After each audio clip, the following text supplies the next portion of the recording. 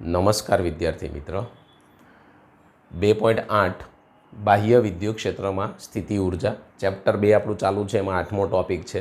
2 એટલે બીજું ચેપ્ટર, 8 એટલે 8મો ટોપિક. એની અંદર આપણે એક બીજો પેટા ટોપિક છે જેને નંબર 1 આપીશું.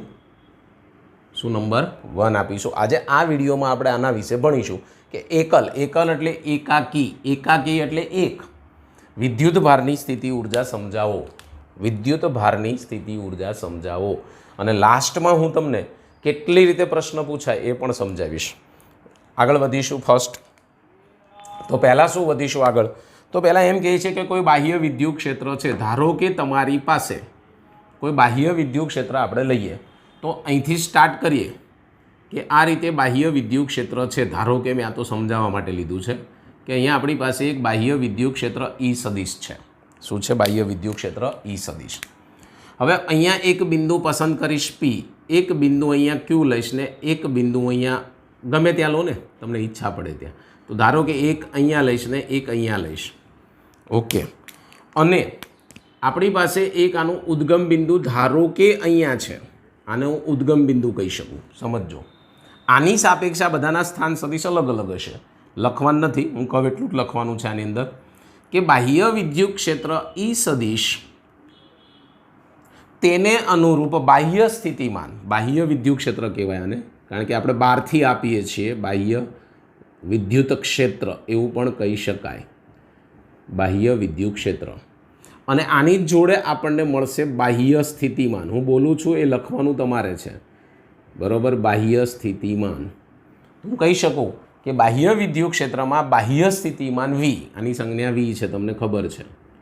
એ દરેક બિંદુએ, એટલે કે તમે પી બિંદુએ જાઓ, ક્યુ બિંદુએ જાઓ કે આર બિંદુએ જાઓ, તો આ બાહ્ય વિદ્યુત સ્થિતિમાન બિંદુએ બદલાય.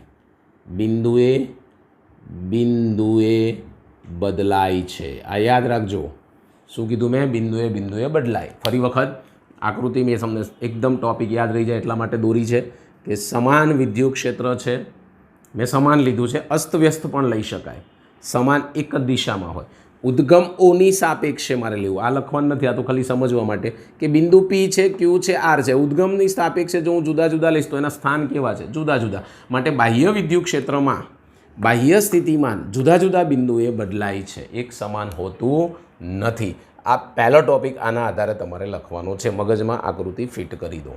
પછી આગળ વધીશું. એના પછીનો ટોપિક શું? તો કે વિદ્યુત સ્થિતિમાનની વ્યાખ્યા. તમે ભણી ગયા છો, આગળ મેં તમને શીખવાડી દીધી છે. શું છે? વિદ્યુત સ્થિતિમાનની વ્યાખ્યા અનુસાર, વિદ્યુત સ્થિતિમાનની વ્યાખ્યા અનુસાર એટલે એના ઉપરથી આપણે લેવાનું છે. વિદ્યુત સ્થિતિમાનની વ્યાખ્યા પરથી શું ભણ્યા છો? અનંત અંતરેથી એકમ ધન વિદ્યુત ભારને આપેલા બિંદુએ લાવવા માટે વિદ્યુત ક્ષેત્રની વિરુદ્ધ દિશામાં કરવા પડતા કાર્યને તે બિંદુનું શું કહેવામાં આવે છે? વિદ્યુત સ્થિતિમાન કહેવામાં આવે છે. એ બિંદુનું શું કહેવામાં આવે છે? વિદ્યુત સ્થિતિમાન કહેવામાં આવે છે. ધારો કે આપણે એ જ પ્રમાણે અહીંયા વાત કરીએ કે હું એકમ ધન વિદ્યુત ભારને ક્યુ બરાબર 1 લઈએ છીએ, યાદ કરી લો ત્યાં પણ.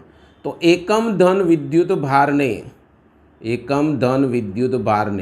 ક્યાંથી લાવવાનું છે? અનંત અંતરેથી.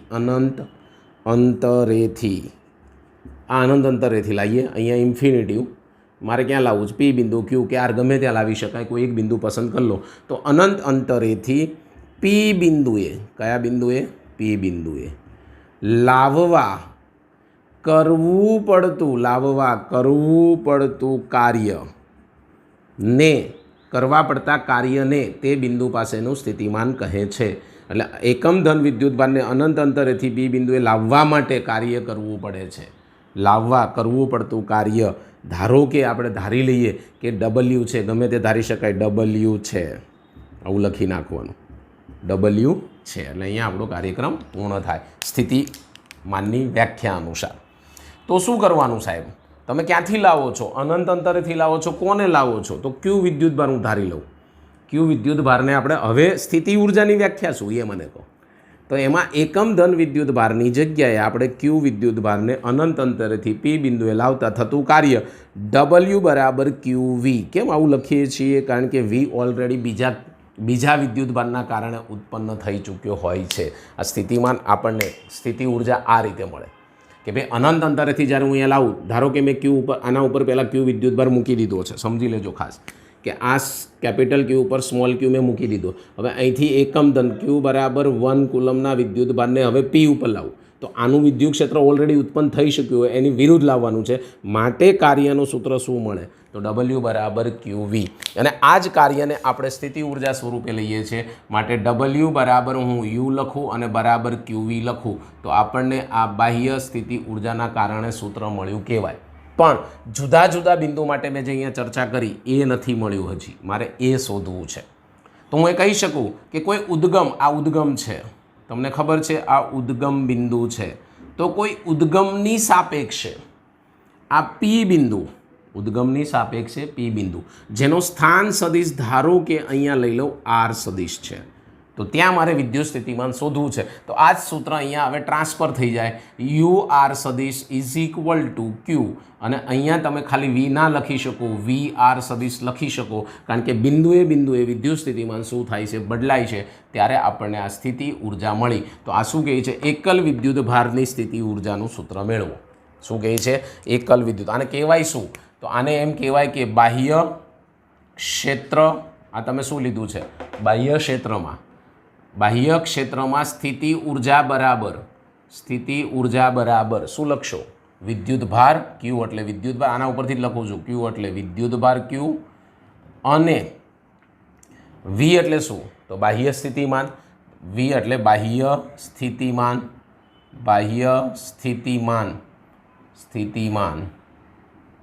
ના ગુણાકાર જેટલું હોય છે, નો ગુણાકાર.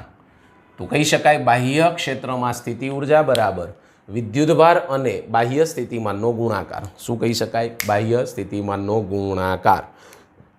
હવે શું? તો તમને ખબર છે કે અહીંયા સુધી તો આપણો કાર્યક્રમ ખબર પડી ગઈ, તો આ તો આપણું સ્થિતિ ઉર્જાનું સૂત્ર આવી ગયું ભાઈ. પણ આના એકમ વિશે શું ચર્ચા કરી શકાય? તો મારે આના જુદા જુદા એકમો લેવા છે. તો તમે કહી શકો ક્યુ બરાબર ઈ બરાબર 1.6 ગુણ્યા 10⁻19 કુલમ. આ તો મેં તમને પહેલા ચેપ્ટરમાં પણ સમજાવી આપ્યું છે, યાદ કરો. કયા ચેપ્ટરમાં? ફર્સ્ટ ચેપ્ટરમાં આપણે ભણી ગયા છીએ. તો હવે હું એમ કહું કે અહીંથી તમે કોને લાવો છો? ક્યુને, 1 કુલમને. અહીંયા કેટલું વિદ્યુત સ્થિતિમાન મળ્યું? તો કે ભાઈ વી. હું એમ કહું 1 વિદ્યુત સ્થિતિમાનના તફાવત હેઠળ મારે શું કરવું છે? 1 વોલ્ટના સ્થિતિમાનના પ્રવેગિત કરવું હોય, 1 વોલ્ટના સ્થિતિમાનમાં એને પ્રવેગિત કરવો હોય વિદ્યુત ભારને, તો શું સ્થિતિ ઉર્જા કેટલી થાય? તો અહીં આપણે લખીશું કે 1 વોલ્ટના સ્થિતિમાન 1 વોલ્ટના સ્થિતિમાન તફાવતમાં, 1 વોલ્ટના સ્થિતિમાનના તફાવતમાં પ્રવેગિત કરવામાં આવે તો સ્થિતિ ઉર્જા કેટલી થશે? તો મને સ્થિતિ ઉર્જા શું મળશે? તો સ્થિતિ ઉર્જા બરાબર QV ભણી ગયા છો. અહીંયા તમારે શું લેવાનું? ઇલેક્ટ્રોનનું મૂલ્ય શું છે? 1.6 ગુણ્યા 10⁻19 અને 1 વોલ્ટનું 1, તો 1.6 ગુણ્યા 10⁻19 સ્થિતિ ઉર્જા છે, એની એકમ શું થાય? જૂલ. માટે મને આ મળ્યો 1.6 ગુણ્યા 10⁻19 કુલમ. શું મળ્યો? 1 ગુણ્યા 10⁻19 કુલમ. આના ઉપરથી તમે જુદી જુદી વ્યાખ્યા લાવી શકો છો. એટલે કે આને 1 ઇલેક્ટ્રોન વોલ્ટ કહી શકાય છે. શું કહી શકાય છે? કારણ કે તમે 1 વોલ્ટ લીધો તફાવત, માટે 1 વોલ્ટ. અને બીજું આ શું છે? ક્યુ. આ શું છે? વી. આને ઈ કહેવાય, આને વોલ્ટેજ કહેવાય. માટે 1 ઇલેક્ટ્રોન વોલ્ટ બરાબર શું કહી શકાય? 1.6 ગુણ્યા 10⁻19 જૂલ. આના બીજા જુદા જુદા એકમો છે, જુદા જુદા એકમો વિશે નોંધ લખો. ખાલી એટલું કે તો અહીંથી સ્ટાર્ટ કરવાનું, સમજો. આ તો અહીંયા થિયરી કમ્પ્લીટ પૂરી થઈ ગઈ, પણ આખી પૂછાય 3 માર્ક્સમાં તો આખી લખવાની, નકર જુદા જુદા એકમો અલગ અલગ લખવાના. તમે ભણ્યા છો જુદા જુદા એકમો, મારે કંઈ કહેવાની જરૂર રહેતી નથી. આને કહેવાય ઇલેક્ટ્રોન વોલ્ટ. શું કહેવાય? Electron volt. આના જુદા જુદા એકમો મારે ગુણક અને ઉપગુણક ન આવડતા હોય તો બીજા ચેપ્ટર મેં મૂકેલું છે, એમાં ગુણક ઉપગુણકનો આખો લેક્ચર છે, તમે જોઈ શકો છો. ગુણક અને ઉપગુણક માટે 1 ઇલેક્ટ્રોન વોલ્ટની જગ્યાએ હું લખીશ 1 મિલી ઇલેક્ટ્રોન વોલ્ટ. એમ એટલે મિલી. તમને ખબર છે 1 મિલી બરાબર કેટલા? એ ખબર હોવી જોઈએ. તો 1 મિલી કોઈ પણ શબ્દ આવતો હોય સામે 10⁻³ આવે, તો આપણી પાસે અહીંયા કેટલી ઘાત છે? 1.6 ગુણ્યા 10⁻19 ગુણાકારમાં મિલી કાઢવી હોય તો 10⁻³ તેનો સરવાળો કરો કેટલા થાય તો અહીંયા કહી શકાય કે 1.6 × 10⁻22 જૂલ. તો આ રીતે લખી શકાય. આના ઉપરથી સીધું આ લખો તો પણ ચાલશે. ચલો સેકન્ડ શું લઈશું 1 માઇક્રો મ્યુ. આ રીતે ખબર છે ને તમને. તો હવે ડાયરેક્ટ જ 1 માઇક્રોમાં 6 ઘાત હોય, આમાં 6 ઘાત ઉમેરી દો, -6 ઉમેરી દો એટલે કેટલા થઈ જાય -25 જૂલ. રેડી. પછી માઇક્રો પતી ગઈ, મિલી ઉપર છે મિલી માઇક્રો બંને આવી ગઈ, મિલી માઇક્રો બે આવી ગઈ. હવે મારે જોઈએ છે કિલોમાં કે તો 1 કિલો બરાબર કેટલા થાય 10⁻³ ગુણકો અને ઉપગુણકોની દ્રષ્ટિએ લેવાનું. તો 10⁻+3 આમાંથી બાદ થઈ જાય એટલે કેટલી વધે 16 માઇનસ. બરાબર. પછી લઈશું આપણે 1 મેગા. મેગા એટલે 6 ઘાત, આમાંથી 6 બાદ કરી દો એટલે 1.6 × 10⁻13 જૂલ. 6 ઘાત બાદ થશે એટલે 10⁻13 જૂલ. હજી બાકી છે, ઘણા બધા લઈ શકો. 1 GE ગીગા. ગીગા એટલે કેટલા કોઈ કહેશે 10⁻19 છે. ગીગા એટલે કેટલા 9 ઘાત થાય, +9 આમાં જાય, 19માંથી 9 જાય એટલે કેટલી વધે -10 એટલે 10⁻10 joule. 1 TE Terra electron volt. આ વી છે હં 1 ટેરા ઇલેક્ટ્રોન વોલ્ટ. ટેરા એટલે કેટલી ઘાત 12 ઘાત. આમાંથી 12 બાદ કરી દઈએ તો કેટલી વધે 12 આઈ થિંક ટેરા એટલે સમજો ને આ 9 તો જશે જ. હા 12 ઘાત એટલે કેટલી થશે 1.6 × 10⁻7 જૂલ વધે. કેટલી વધે 10⁻7 જૂલ. તો આ થયા એના જુદા જુદા એકમો. તો આપણે આજે ભણ્યા છીએ એ એકમો સાથે ભણ્યા. એટલે અહીંયા કહી શકે કે એકલ એટલે એકાકી વિદ્યુતભારની સ્થિતિ ઉર્જા. તો અહીંયા સુધી લખવાની, પણ એમ કે જુદા જુદા ગુણક અને ઉપગુણકના સ્વરૂપમાં દર્શાવો તો અહીંયા સુધી. ખાલી એમ કે તમે 1 ઇલેક્ટ્રોન વોલ્ટ કોને કહેવાય તો 1 વોલ્ટના સ્થિતિમાનના તફાવતમાં પ્રવેગિત કરવામાં આવતી સ્થિતિ ઉર્જા જો 1 જૂલ હોય તો એને આપણે શું કહીશું 1 ઇલેક્ટ્રોન વોલ્ટ. તો 1 ઇલેક્ટ્રોન વોલ્ટ બરાબર QV. પછી અહીંથી સ્ટાર્ટ કરીને અહીંયા સુધી લખવાનું. માટે આ પ્રશ્ન કેવી રીતે પૂછાય એ ખાસ સમજવાનું છે.